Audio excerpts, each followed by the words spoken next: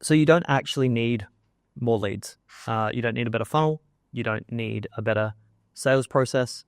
You need better delivery. You need better client results. Time and time again, when I speak to a lot of clients, they go through this thing known as, I was speaking to my friend Ryan, who's a coach as well the other week, the revenue roller coaster. Right, 1 month is up, I do a 5K, 10K, 15K, 30, 50K month, and the next it's like drops all the way down. And there's two reasons why this happens. One is because the model you deliver on is built this way. So there's nowhere left for the client to go once they finish their 8-week or 16-week or whatever week program, right? There isn't an upsell and there isn't a downsell, or the program just finishes.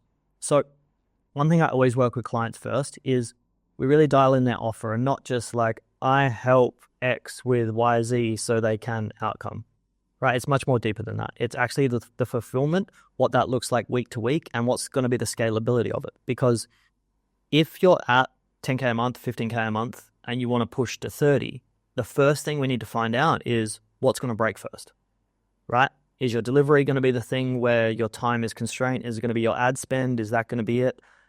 Is it going to be your outreach, your organic lead gen? Is it going to be your content creation? Is it going to be your team's delivery? Is it going to be you can't take sales calls? Like, we need to know what's going to break before it breaks so we can put things in place so the bottleneck never actually happens. And this allows you to continually scale once you get past these initial foundational points. And the other reason why your income's going up and down is you're focusing on the wrong things. Like, everyone's trying to get a cheaper cost per lead. Everyone's trying to convert and nurture more through the middle of funnel, or even if you don't have any of this in place, everyone's just focusing on content to get more views and get more opt-ins and DM me the word this, right? What you really need to be focusing on is getting the best client result you absolutely can. And this is for people, if you've worked with 0 to 20 clients, 20 to 50, I'd hope by the time you work with 50, you've got this dialed in a bit more. But you really want to make sure you're crushing these results, because your results will be the thing that gauges everything else. Like, if you're not getting good results, you need to make bigger and wilder, crazier offers and guarantees on the front end to be able to attract people. If you just have consistently a library of amazing results, then you're in a place where you're like, oh, well, I don't really need to convince you to buy my thing because look what my client's just done.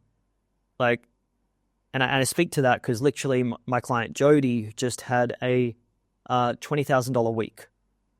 Like, most of that came from old clients re-signing and referring with her. So when we first started together, we signed 5 or 6 clients in the first 30 days, which was amazing. She had like a $35,000 a month or something.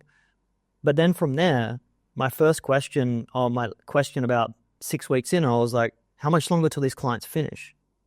Because we need to start prepping and priming and planting the seed that there will be something after this, so they don't just think, oh, it's over. And one of the best ways you can do this is start to pre-frame it 2 or 3 weeks out at the end of their program. And you usually want, if someone's on a payment plan, you want them to be finished. Say it's a 12-week program, you want that final payment paid on week 10. So then if it's maybe been a bit of a stretch for them, or they're just looking at their finances, they have 2 weeks where they haven't made a payment, and now it's a chance for them to continue working with you, right? So it makes an easier of a yes. And you want to make it a very easy yes, because at the end of that, they might be in a really good place. They're like, yeah, I don't need this anymore. I'm all good, which is amazing. Like, if everyone I worked with after my program never needed me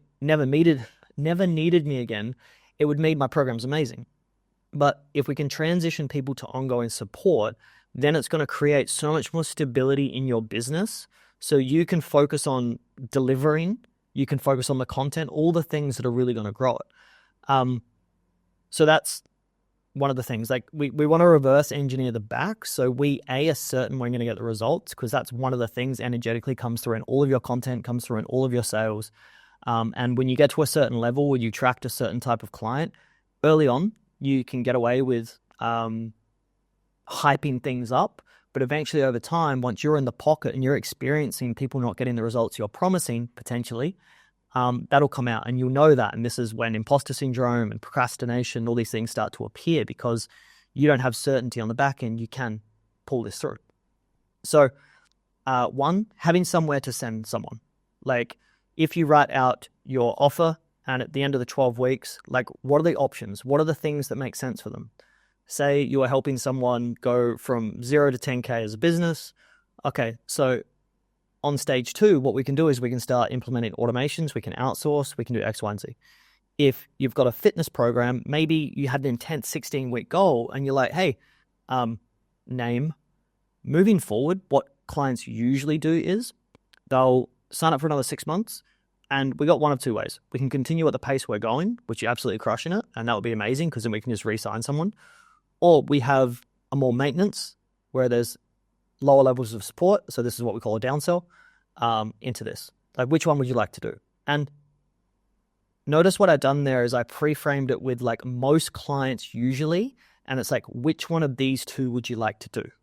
It's not, oh, hey, the 16 weeks is up. Did you want to do that again? Right, we're giving them two options.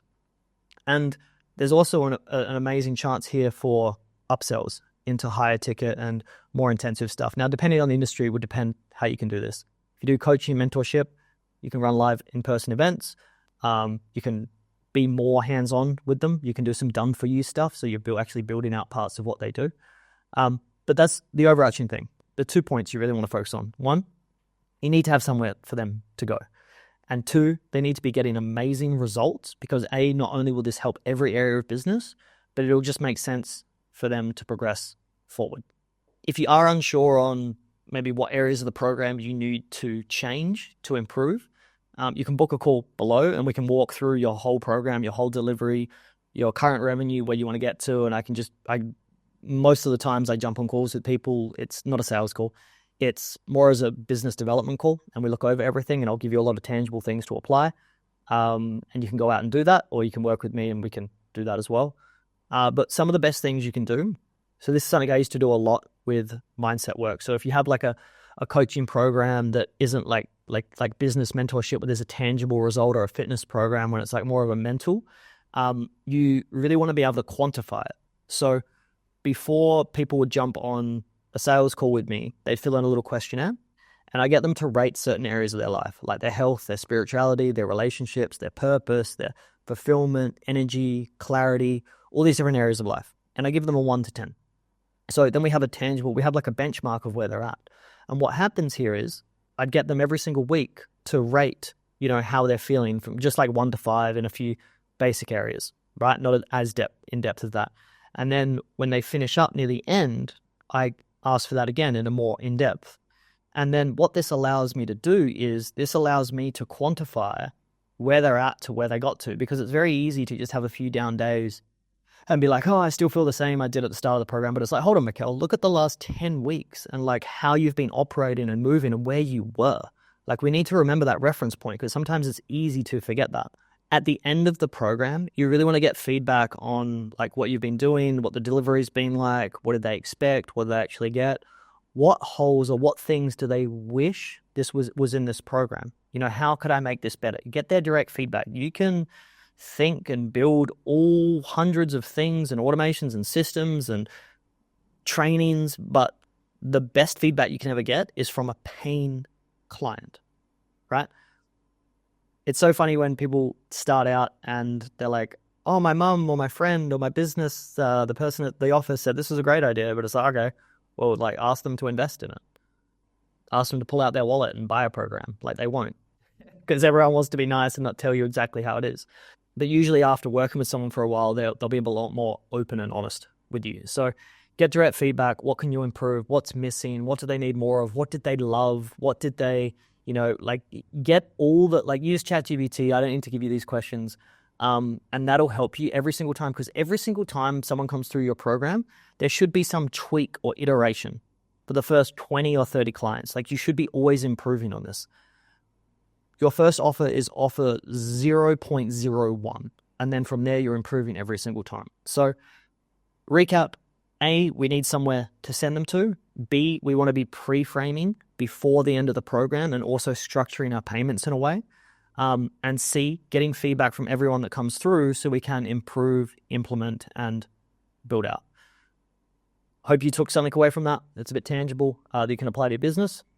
And you know the thing, like, share, subscribe, do all the things. Appreciate it a lot, and I will see you in the next video.